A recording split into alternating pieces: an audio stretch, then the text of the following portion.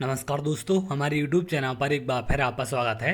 जैसा कि आप जानते हैं, ई अटेंडेंस को लेकर जिलों से अलग अलग आदेश आपके जारी किए जा रहे हैं और कार्रवाई करने की बात उन आदेशों में की जा रही है।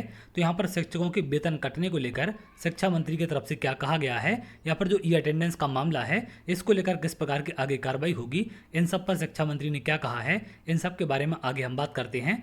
यहाँ पर शिक्षकों के लिए एक राहत भरी खबर निकलकर सामने आ रही है। अगर आप यहाँ देखें, ई अटेंडेंस के कारण राज्य में किसी भी शिक्षक का वेतन नहीं रोका जाएगा।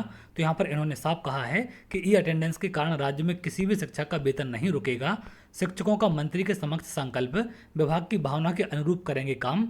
स्कूल शिक्षा मंत्री राव उदय प्रताप सिंह ने कहा है कि ई अटेंडेंस के कारण राज्य के किसी भी स्कूल में शिक्षक का वेतन नहीं रोका जाएगा। मंत्री ने स्पष्ट किया है कि अभी इस सिस्टम का विभाग ट्रायल कर रहा है, इसलिए टीचरों को घबराने की या फिर चिंता करने की आवश्यकता नहीं है। टीचर समय से स्कूल में पहुंचें और अपना काम करें। मंगलवार को आजाद अध्यापक शिक्षक संघ के साथ मंत्रालय स्थित अपने कक्ष में चर्चा के दौरान मंत्री ने इस विषय पर पूरी स्थिति स्पष्ट की। संगठन के स्टेट प्रेसिडेंट भरत पटेल के नेतृत्व में एक प्रतिनिधिमंडल दोपहर वक्त उनसे मिलने पहुंचा था।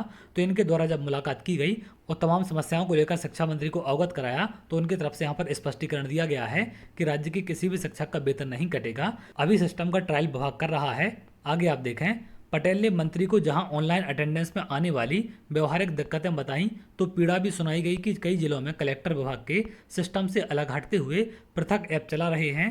मौके पर अनूपपुर और भिंड एवं डिंडोरी जिलों का उदाहरण भी दिया गया। इस बात को मंत्री ने गंभीरता से लिया। उन्होंने कहा कि कलेक्टरों से बात करके यह ऐप बंद कराए जाएंगे। उन्होंने कहा कि पूरे विभाग में एक ही ऐप प्रचलन में रहेगा, जिसका सभी को पालन करना होगा।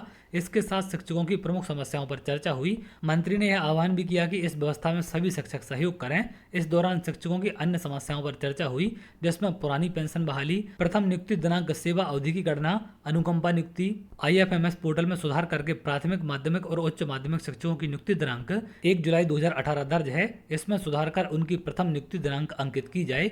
गुरुजियों को नियुक्ति दिनांक से वरिष्ठता, पदोन्नति और अनुकंपा नियुक्ति पर चर्चा हुई। जनजातीय कार्य विभाग के शिक्षकों का स्कूल शिक्षा विभाग में मर्ज करना, अध्यापक संवर्ग की रुकी हुई हड़ताल अवधि की वेतन का भुगतान, कैशलेस मेडिकल क्लेम की सुविधा, प्रथम नियुक्ति दिनांक से गणना कर ग्रेजुएट का भुगतान, गैर शैक्षणिक कार्यों से मुक्ति, नवीन शिक्षण कैलेंडर की नियुक्ति से वंचित शेष अध्यापक, संविदा शिक्षक और गुरुजियों की प्राथमिक, माध्यमिक, उच्च माध्यमिक पद पर धारित योग्यता अनुसार नियुक्ति प्रमोशन नहीं लेने वाले शिक्षकों को क्रमोन्नति, समयमान, वेतनमान का लाभ दिया जाए।